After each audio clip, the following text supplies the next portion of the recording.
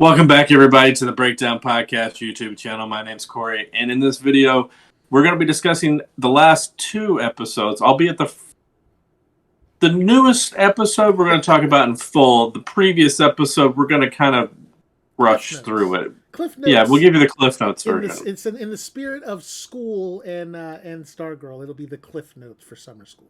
Yes. We want to thank you for visiting once again.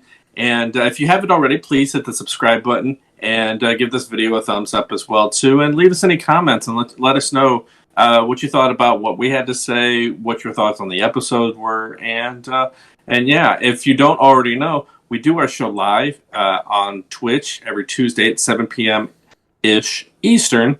That's at twitch.tv/MillerKing_51. The link is in the description down below there.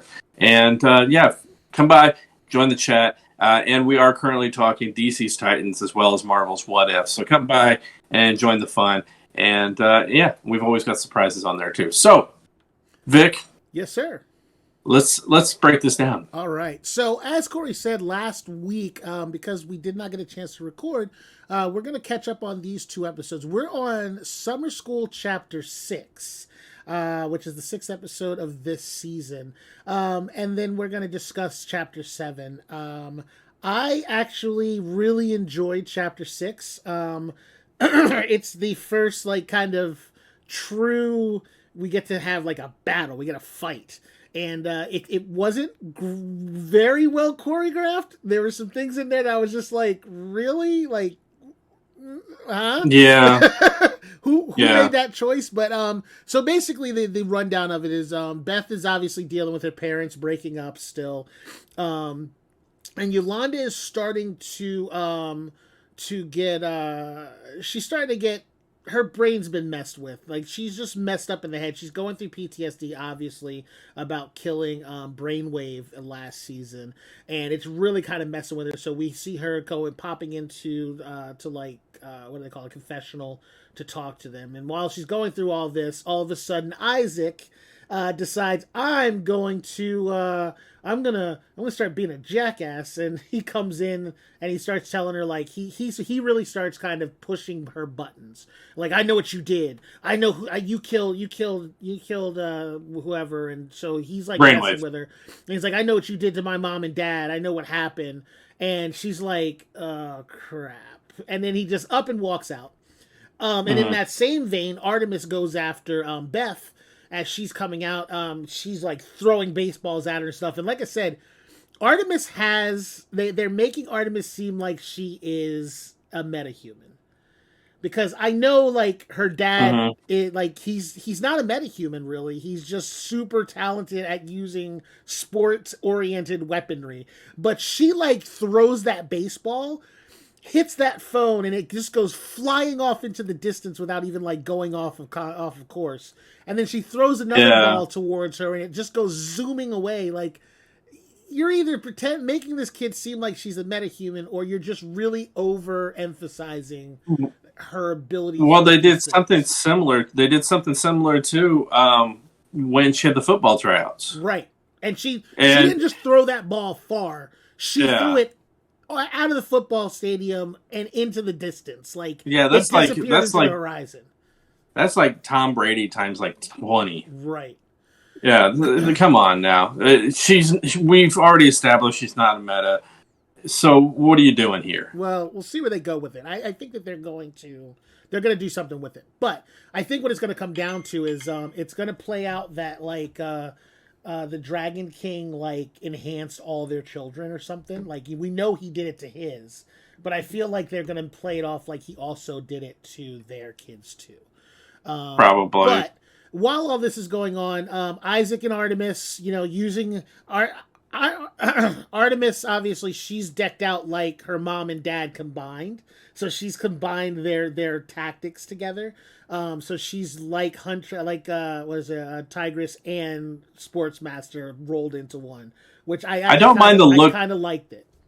Yeah, I don't mind the look too much. Yeah. So it's not that bad. They go after Pat. They destroy Stripe, which once again, how did they get in that room? He still hasn't put a true security system in place. He had like a hasp and a lock on it. That was it. I'm like, if you have that robot built in that room, you should have some like titanium sliding bolt vault door thing going on so people can't just walk in there, because they apparently just walked in because they surprised him when he walked in there. So he goes in and they just literally beat the living crap out of him. And I was like, that's that sidekick luck for you right there. Yeah. It was not pretty. And then they completely destroy Stripe. And all of this is because they kidnapped, what's her name? Cindy kidnapped Mike. So they're all trying to figure out where Mike is. They're trying to get to him. And Cindy's like, oh yeah, I've got him right here. And it's because they needed him. So I was wrong. I will admit I was wrong in my prediction that they were going to recruit him and then use him to get to Courtney. They just kidnapped him and used him to get to Dugan. So it doesn't even make sense. I mean, okay, you're going to kidnap him. That's fine. Right. Why did you take the time to print his picture out then and include it? Yeah. I mean, it's well, you know, she's meticulously planning. She's got a flow chart of how things need to work, and she needed visual aids. Vic, it's called evidence. I mean, no one's gonna. Apparently, people don't know that there is a hidden fortress underneath the school, so them finding the evidence is probably not going to be a problem. True. So he ends up in the hospital. They beat him into a concussion. So it was rather well. I was impressed at how badly they beat him, because I didn't think they would go that far with it.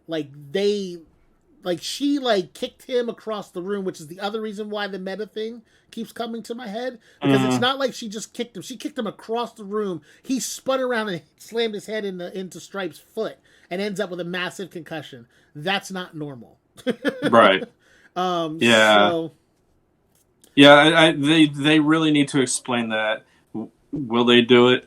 If they don't, I won't be surprised. I'm not thinking they're going to. They're just kind of they're going to let it roll out there.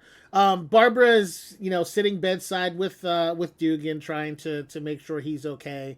And Courtney is like, she talks to her mom. She's like, well, we now know that what's her face, Cindy has the black diamond, and we have to get it from her. And I was like, okay, so she told her mom. Is her mom going to actually tell Shade? And I was like, I didn't think at first that she was going to. I really thought she was going to, try to see if she could handle it. But she does end up telling Shade, apparently. So the big fight happens. They all meet at the school. And once again, the school is being destroyed. By these people. Apparently there is no security system, there's no night janitors, there's no cameras in this school, because all of them show up there in costume. They fight it out in the cafeteria, where they're just destroying everything in the cafeteria. This school has gone through so much damage since the show started. Yeah. I mean, all the way in episode 1. Yeah. Artemis is using, like I said, she's a cross between her mom and her dad. She's got a crossbow and she's firing bolts at Beth. And our boy, because he's not, I guess our man or our boy steps in and he catches them all, and she's like, "What the fuck?" She was like, "How did he? What?" And she looks at her crossbow like that shouldn't happen. And then I think she realizes he's actually the real deal. He could actually take her. So of course she starts fighting with him. Isaac is trying to kill Wildcat. And I actually was not disappointed with the way that he utilized that his weapon. No, I'll say this. It was very good. He comes out. She's expecting him. Thinks he's hiding. Yeah. And he comes out just playing that and messing with her hearing, and so he starts to get the one up. I do like that. It was very effective. Normally, you'd be like, okay, his superpower is he plays he can play the violin. But then we figure out his superpower is not that he plays the violin. His meta power is that he can manipulate sound waves. So what he's doing is he's using the violin to create the sound waves, and then he's using the sound waves to attack. and that's how that works. So he was like intensifying the frequency on the sound waves to mess with her head and, like you said, get the one up. But then he was also like increasing the sound waves and then using them as a projectile. So he had a Hadouken going on in the same time. He was just using a violin to do it. I thought it would look very good, and I think they did a good job with it. So they get into that fight. They give him the one good. They give him his one good moment. Yeah. and I thought the same exact thing. I was like, dude, how are you going to put this kid in the game and then just kick him out of it right afterwards? But that's what ends up happening because they get into the fight. At one point, Beth takes off and she puts on her goggles and she can see through the wall and she sees where they're holding Mike hostage, and she runs in and she frees him because she really has no other use per se. She's useless. Like she's the I don't know how she might as well be back at the base too. Yeah, let's put it this way: her character in the comic books makes a whole lot more sense than this character does. They haven't done a whole lot other than making her the brain of the operation. There's not a lot she can do in a fight. In the comic books, she fights, and she fights dirty and well. But in this, they just don't give her the opportunity to do much of anything besides be the tech nerd. So I think that they're missing out on that. They're not really conforming to the actual comic book version of her, who she is named after. They're using the name, they're using the costume, they're using the secret identity, but they're not using her at all, in my opinion. But the fight goes on. It goes back and forth. Eventually, the JSA starts getting the upper hand. And then they did this weird, cringy thing that I was just like, it was going well until she started surfing on her staff around the room with this odd-angled steady cam right behind her ass and her foot in this weird angle. I'm like... Weird. I understand it looked bad. And I understand they did it that way because then they don't have to CGI it. They just put her on a dolly, on a stand, make her balance herself, and then they just fly her around the room, push her around the room, as opposed to trying to do it from a top angle or a POV where she's a perspective angle where you have to see her do it and CGI her. Because if you notice, they only do that CGI when she's jumping on it and flying away because it's a perspective and then they're done. But this would have cost them a lot more money. So I understand why they did it. It was just a horrible angle. It just looks bad. And I was just like, we don't need to see this little girl's butt in our face for like 15 the record, minutes. I think she's over 21. Is she over 21? I think so. I don't care. She's still playing like a little teenage kid. So regardless of the fact, I'm just like, it's just a bad angle. So she tries to kind of get everybody wrangled in and kind of they start to get the upper hand. Or the one up, as you call it, and I don't know why I'm stuck on that. Like I've never heard that used before, but I like it. So they start to get get ahead of the bad guys, and just as that happens, freaking Cindy whips out the freaking Eclipso diamond, the black diamond, and she's like, "Oh yeah, well I'll get you now, my pretties," and she goes all Wicked Witch. The problem is, it was a trap. It's a trap. And the trap was that Eclipso has been trying to get Courtney to attack him the whole time. The problem is Eclipso needed the cosmic energy from the staff to break the diamond, because we're going to find out that it was created by cosmic energy. And when the diamond shatters, Eclipso is released. And basically he got her to do it by taking over Cindy.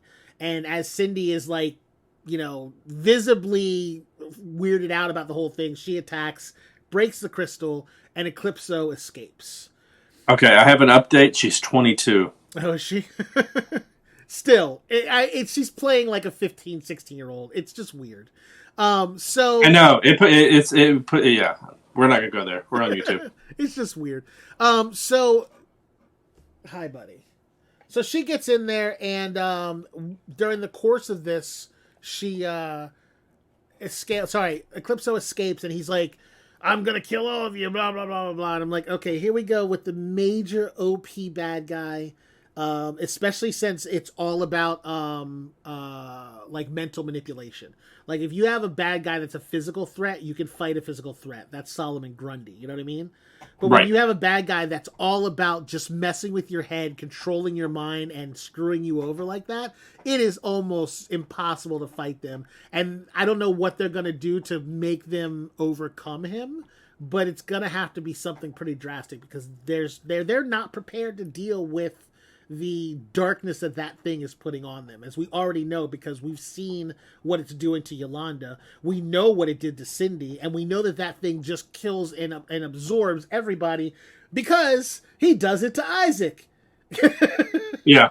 And Cindy in a rather dramatic way because he dusts Isaac, so he's gone, and then he does this black goo on the ground that like sucks Cindy in, and for whatever reason, like instead of just dusting her, so obviously she's gonna come back.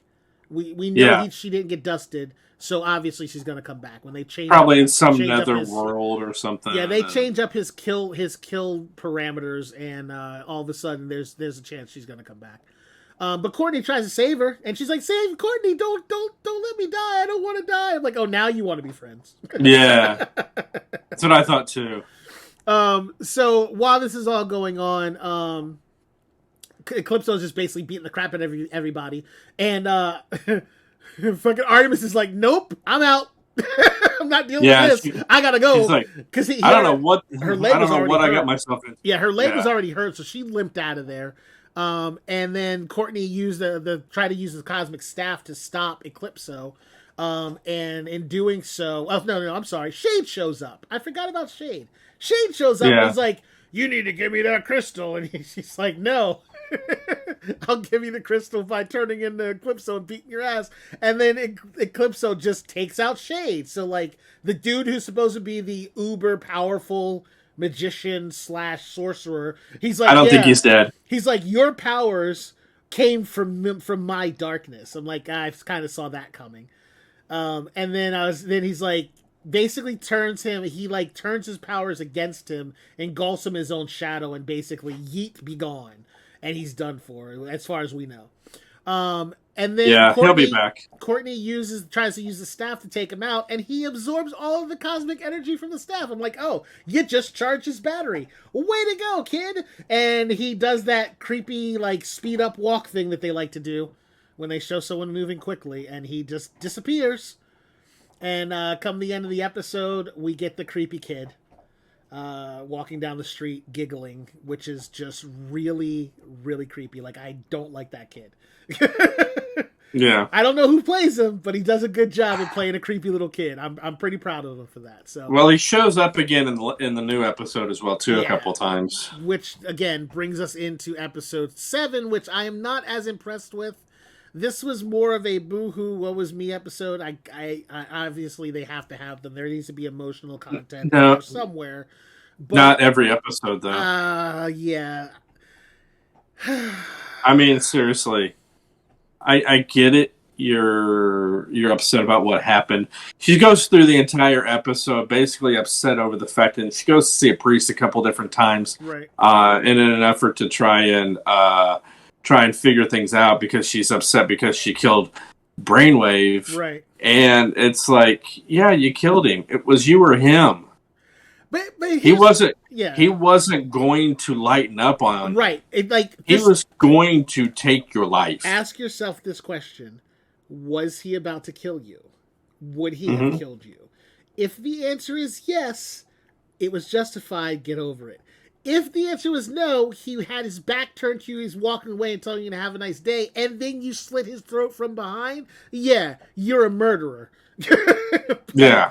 What you did was not murder, kiddo. What you did was saved your friends' lives. And yes, I know you're distraught because you weren't able to save the boy you were in love with. But if you remember correctly, the boy you were in love with also screwed you over and sent out your pictures because he couldn't pay attention to what the mean girl in the school was doing.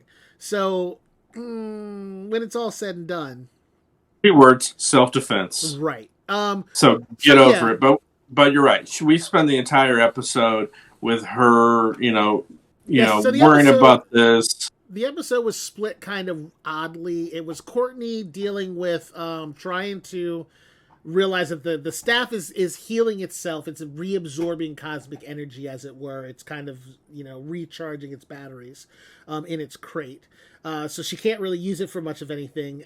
She's trying to buddy up to Cameron during the entire episode, which leaves her unavailable for Yolanda most of the episode, which during the majority of the episode, we find out that what's his name? Bruce, the human embodiment of Eclipso, is running around the town, and he's obviously causing problems because he gets into the diner and he possesses by sheer vision the other. That character's name is really Bruce. Yeah, his name's Bruce. They couldn't have picked a different name because you said the word Bruce in a DC show, and my first thought is Bruce Wayne. Bruce Wayne, of course. So, I mean, find a new name. Maybe it's possible that the idea behind it is, and I'm not sure of this, I'm just speculating, maybe the fact that Eclipso is a bad guy in the DC universe, that he assumed the visage of young Bruce Wayne in order to just run around because, I don't know. But no, because he would have been around when Bruce was... No, that's actually correct. Because if you think about how old Bruce Wayne was back in the day when we first saw him as that kid, he could have taken that. I mean, it's what he could have done. I don't know. Anyway, his name is Bruce. You're sidetracking me. Moving on. But yeah, so she's hearing these voices in her head and she's being tormented by them. And as she's lamenting over it, because she's trying to tell her priest what she's done, but she can't quite bring herself to say it. So she just keeps dipping out before she actually gets to the punchline. So she goes to work at the diner and she's sitting there having a hot cocoa with some whipped cream, which as I'm watching, I'm like, man, I really could go for some hot cocoa with whipped cream. Of course you would. Yeah. I was like, I don't have any. But she's sitting there and the other waitress there, she's like, hey, Grumpy Gus is over there. He's at your table again. And she's like, I'll go take care of it. And she's like, oh, thank you. I don't know what I would do without you. And she walks over and he's like, I've been sitting here for 20 minutes. And he's like, well, yeah. And if you just shut up and let me take your order, you'll be fine. He's like, well, I want some coffee. And she pours the hot coffee on him. It was so stupid. All that was, there was no reason for him for that character to be that way. And it was just an excuse for him or for her to pour coffee on him. Yes, I know it wasn't her doing it. It was Eclipso doing it. But I don't know. It was pointless. It could have been a sweet old lady, and you still could have done it. There was no reason. But the only reason why I'm okay with what they did is because it wasn't out of nowhere. 2 episodes ago, they actually gave us the fact that this dude is just a dickhead and he likes to walk in and cause problems for them for no good reason. And she's had to deal with him before. So like the character, like her, it's outside of her character to do something like that. So it's actually them showing that he does not need to be in possession of anything or to possess anybody or in control of anybody to possess someone. So they're just showing you that he has the ability to take over anyone that he wants to. And that's the only reason why that scene was there, but I'm okay with it because it's a continuation of a going theme that they've already dealt with. So I'm kind of okay with that. But they spent like 20 minutes of like visually showing the owner of the restaurant apologizing and this kid randomly wiping up spilled coffee that was already cleaned up after the first 3.5 shots of him doing it. And then finally she realizes that Bruce is standing in the corner. She goes over and talks to him and she gives him a lollipop. Yeah. And as she's looking away, he all of a sudden is no longer standing there and he's across the street staring at her. And yeah, because he ran outside and I think was about to get hit by a car or something, and when she went out there, he's gone. But something like that. No, he just disappeared. We didn't. Oh, she gave him the sucker. Right, she gave him the sucker, and then she turned to look back behind her for a second, and when she turned around, he was gone. Oh, okay. And the idea is we heard the doorbell chime when someone came in.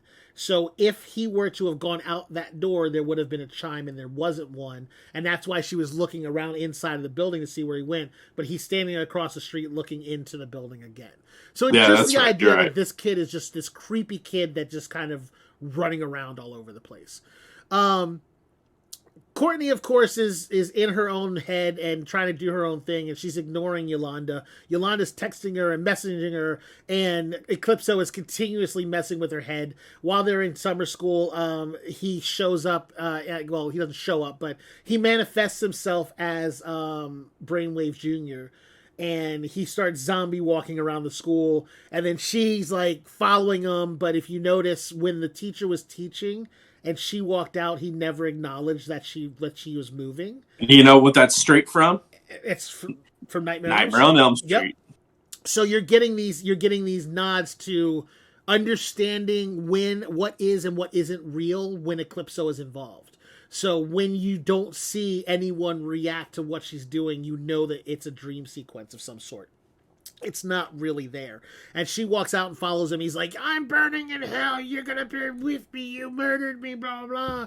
And he keeps flipping between Brainwave and Brainwave Jr. and like messing with her head. I'm like, at some point she should realize this isn't real. But apparently she's fallen asleep on the desk. And, you know, Courtney then is bothered by the fact that she doesn't know what's wrong with her. Yeah. And she's like, you don't understand what I'm going through. You fell asleep in class. What's wrong? I was bored. So with all of this, she goes back to the church. She's like, she wants to go and talk to the priest again and like try to tell him what's going on. And when she gets there, she gets ambushed by the priest and her mother. And he's like, I just want you to know I didn't tell her anything that you've told me so far, even though it's not much.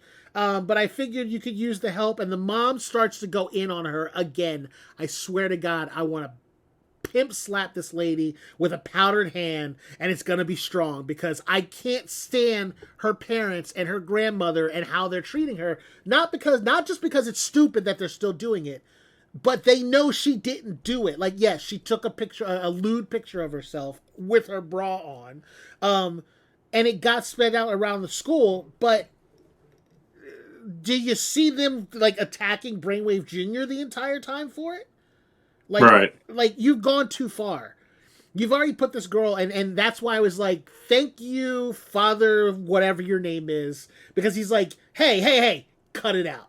Stop torturing this girl. It's been a year already. And as I'm like, that's me saying that. Like, shut up and cut it out. It's been a year. We've already got a whole season of you doing this. I don't want to see it again this season. So she has this look on her face like, oh, okay, well, since you told me to do it, I'll stop. And then, of course, Brainwave starts messing with her again, and she goes into her trance, and she runs out of the building. So, yeah, she tries to explain to everybody. She's like, they're like, what's wrong with you? Like, what's the matter? And she's like, I murdered Brainwave, and it's torturing me, and blah, blah, blah, blah, blah. And they're all like, hold on. So, we were in a fight. We got attacked. He tried to kill you, and you killed him. It's not your fault. Everyone's speaking just truth. They're like, bottom line is, you had to. You didn't have a choice. And he's like, well, you didn't kill Grundy. And he's like, my hour was up, which it was. He ran out of power. So he couldn't have killed Grundy if he wanted to. But, like, and they're like, oh, you didn't kill Grundy and you didn't do this. It's like, well... what does that even matter? Yeah. That shouldn't even matter. And I was like, look, what's his name killed Icicle. Yeah. Right. Well, so then we get a scene of him talking about how he did it. And like, it was an accident. I appreciated that scene so much, because it shows the balance between the fact that, like, he understands, like, he's obviously upset that he did it. Like, he feels bad that he killed Icicle, but he's like, it was an accident. Like, I didn't mean to do it. But, like, in the same instance, like, she had to do it or she would have died. So for self-preservation, you can defend yourself. And she's like, well, would you have done it, Beth? And Beth is like, yeah, I don't do anything, so probably not. No, I just cower in the corner. So, no, I wouldn't. And she's like, Courtney, you didn't kill anybody. He's like, well, the opportunity didn't arrive. But, though, now that I think about it, she's done some pretty big damage herself also. Like, well, I mean, technically,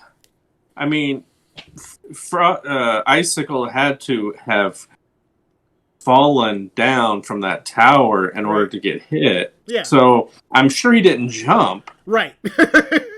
So like when it all comes, he's like, well, you didn't have to do it. And you didn't have to kill anybody. So I guess I'm the one that's going to have to kill. So to save all of your lives. I'm like, oh, here we go with the Jesus. Yeah, it's like, shut up. On. You were in your first fight. Get over it. Like, I'm like, okay. I was like, and then she's, at one point, if you're a pacifist, be a pacifist. If you're not, you're not. But I understand.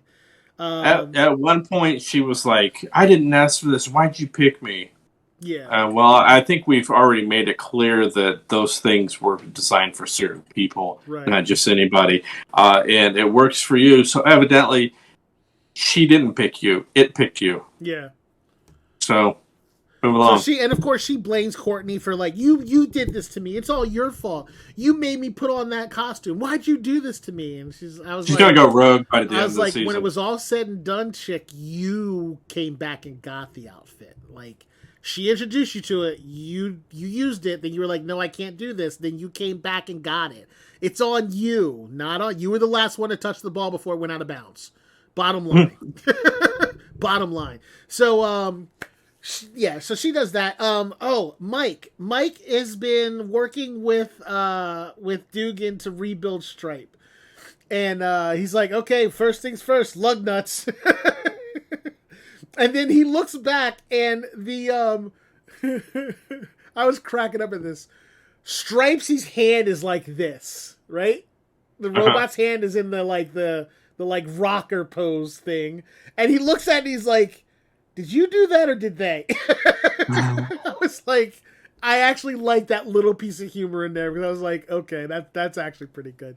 But when he leaves him to his own devices again, I'm like, keep your eye on Mike, please. He does not know how to do things without getting in trouble. He starts looking at the pieces of the shattered black diamond, and it starts making him hallucinate. And then Dugan runs over. He's like, don't ever touch this. It's dangerous. Then why did you leave it sitting on a bench out in the open where somebody could get to it? You are the most irresponsible parent in the world. First, you let her find the cosmic staff, and then you let your kid get to the remnants of the black diamond that could cause him to go to hell. Come on.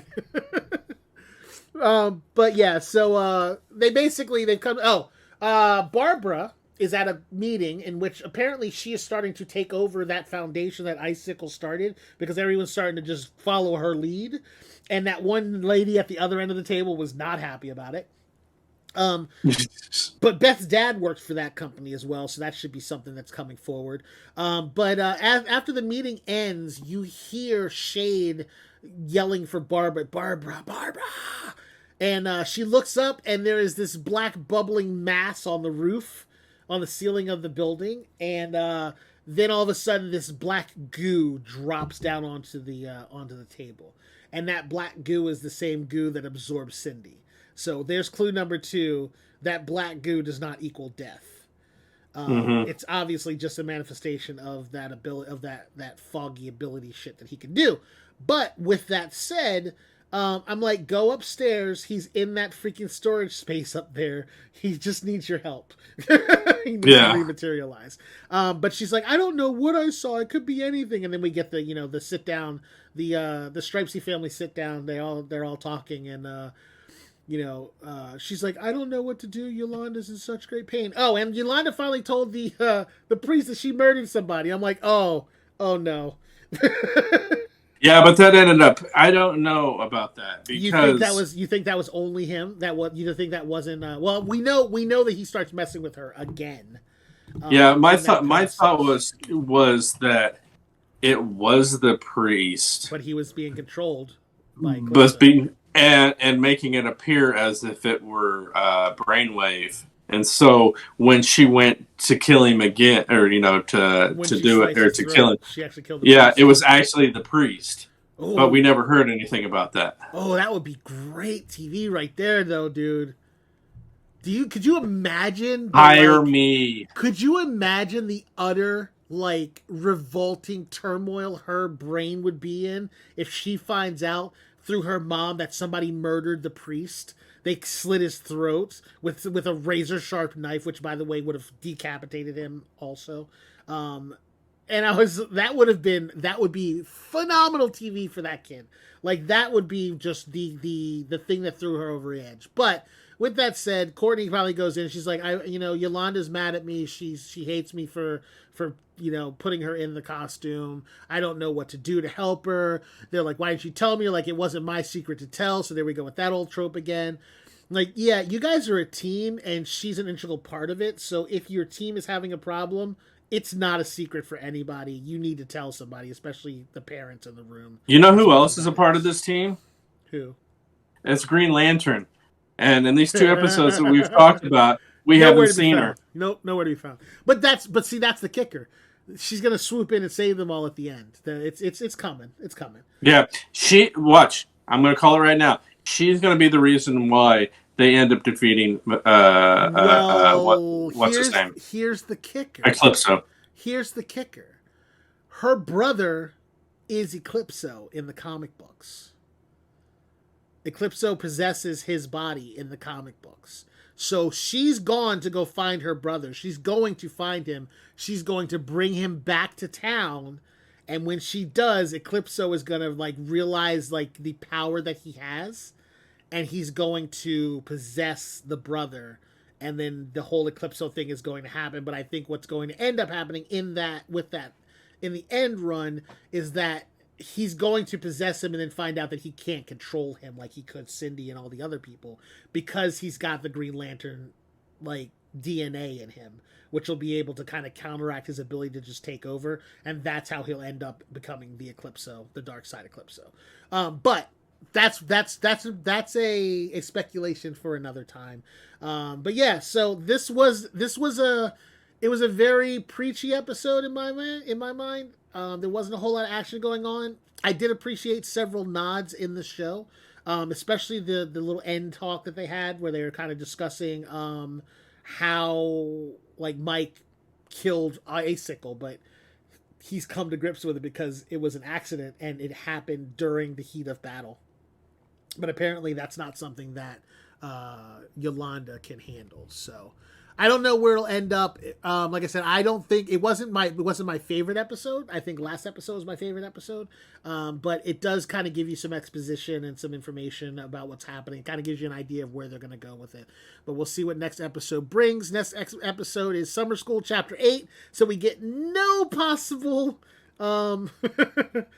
hint as to what's going to happen.